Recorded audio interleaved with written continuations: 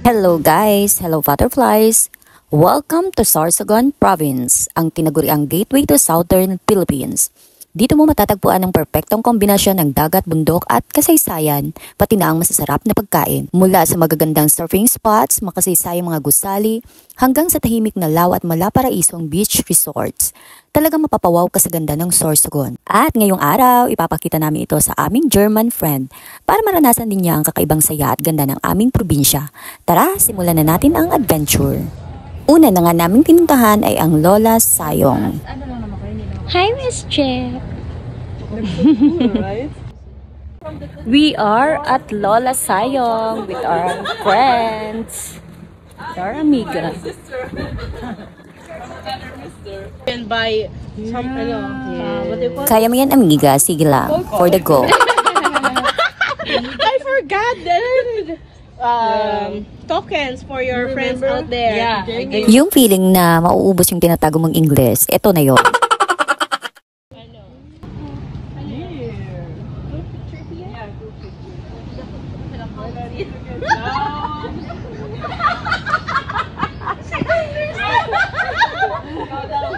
Oh, wait, I didn't understand. I just feel. Okay. Dito tawang-tawa sila dahil mukha daw sila mag-ina ni Amiga Carmen. Now let's go!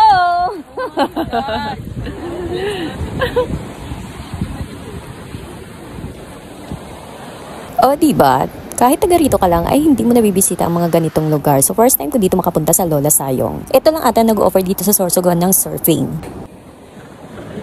Ano, Migay? Audience ka na lang ba? Oo. Ano masasabi mo, amiga? Oo, audience lang ako. Hindi ako marunong naman. When are you planning to have the surf? When is it? Monday? Tuesday. Monday. I'm saying from Tuesday to Wednesday. Okay. No, Tuesday. 2 days. 2 days. 1 night. So you're going back here? Yeah. Okay. 1 night and then Tuesday.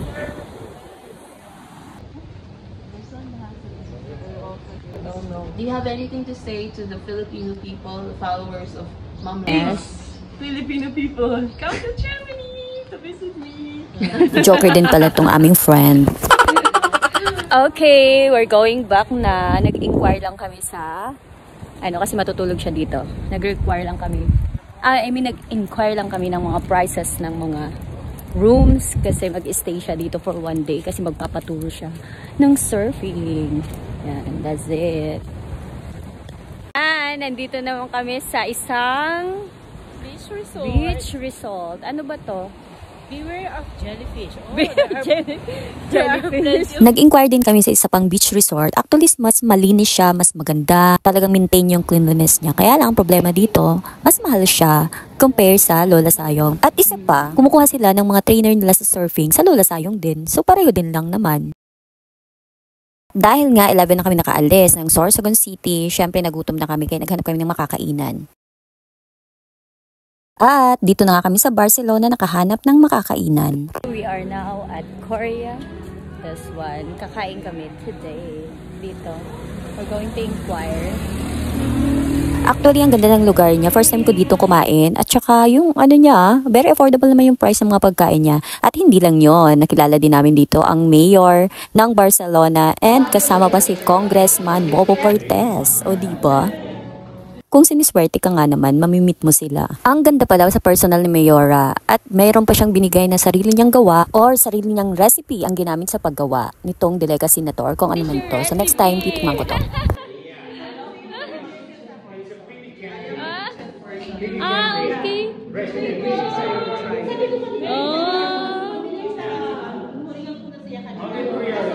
Okay, you already have a souvenir. Thank you so much. Okay, let's go out. Businesswoman who's making that. I had my photographer, videographer, and the driver. oh my god, sorry, yeah, and my person. At ayan, lumabas muna kami. Papunta kami ng simbahan dahil nga lulutuin pa ang aming pagkain. 45 minutes pa daw yon. We are at Barcelona. Or didi ha? Yes, inspired in the Sistine Chapel of Rome. Yeah, that's... Oh, look at that. Look. This is just like the Sistine Chapel in Rome, painted by Michelangelo. If you're going to look at the history of that Sistine Chapel, wherein 4 years na ginuhit ni Michelangelo yung ceiling noong simbahan sa Vatican City. O, diba? Meron din kami nun dito. She was searching pala nung sinisindihan ng kandila kasi usually sa loob ng simbahan naman yon kadalasan nilalagay yung iba. Pero yung iba sa labas. Kaya itinuro ko sa kanila kung nasaan. Lit the candle. Do you know where it is? Something like this here? There. Yeah. Okay, so you're going to pay 5 pesos for the candles. I'm a translator, and I'm a business woman, and my planner, and a tourist guide. I have here my speaker, my spokesperson. All and all. O, So diba? I have Package. everyone. I'm so blessed today. We silently prayed muna para sa mga, alam mo na, hinihiling natin at mga pinagpapasalamat natin kay God. Thank you, Lord.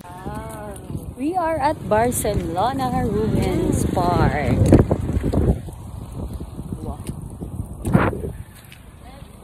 Dito pala ay magbabayad ka muna ng registration fee bago ka makapasok dito or kaya makapaglibot.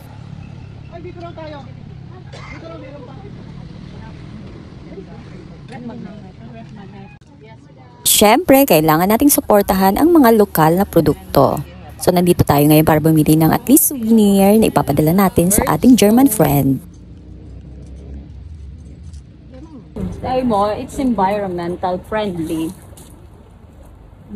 Pare-pare kami meron ito. Ang Barcelona Ruins Park ay isang gusali o lumang gusali na itinayo pa noong panahon ng Kastila gamit ang mga coral stones at limestone. Dating municipal building ito, ngunit ngayon ay nagsisilbi na lamang historical landmark at paboritong pasyalan ng mga turista. Kainan na! Napaka-affordable ang kanilang pagkain. Kaya, kung gusto nyo i-try, katabi lang po ito ng Barcelona Church.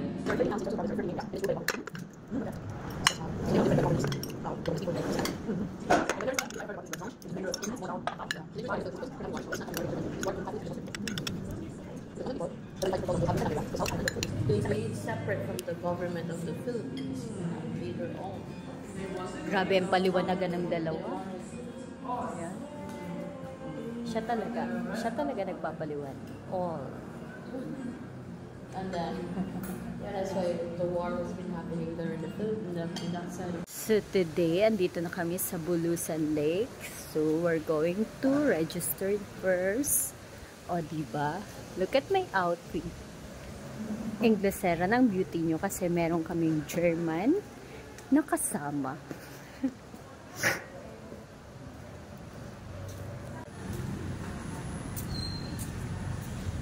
So this is the registration area.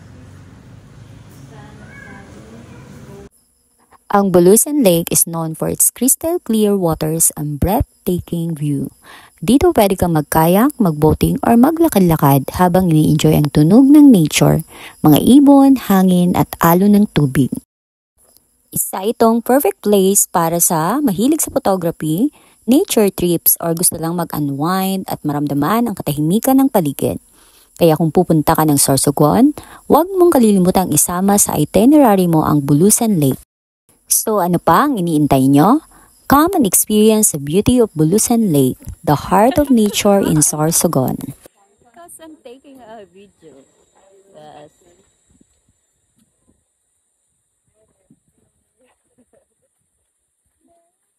Let it be.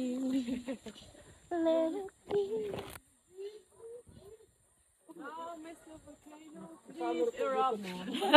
No! Don't say that! No. Kasi lagi na lang nandun sa amin. Pinairap pa. Kami income, hindi man kami naka-guide. Lalo na pagtag-uran, mga January, February, Marso. Kaya ano mo po nila, nagtrabaho na lang po sa ibang lugar. Ang iba naka-abroad na. Kami na lang po ang nagtsaga na mga po.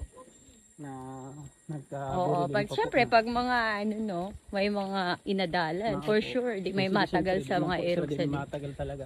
Kamutan. Siyempre iniisip man nila na sira nag-eskwela sira para sa trabaho man po. Medyo hataas man po ang income nila. Truth. Hindi man pareho sa sarili May mga ano pa. mga fishing cottage po yan. Fishing cottage. Pag may mga bisita po na gusto po mag-fishing, ano ba, may dala po sila na fishing rod. Kaya inihingal ka naman kuya. Para tagay ka naman kagabi ha. Hindi mo pa ako nag-inom. Dati, Scared of the heights, and I am also scared of the heights. But I will go there. But at least it's not moving a lot. At nag-try nga tayo maglakad dito sa bridge. Pero hanggang dito lang muna kami. Kasi medyo pagod na yung kasama namin. At may pupuntahan pa kami. Kasi mahilig talaga siya sa ocean. So maghahanap pa kami ng ocean.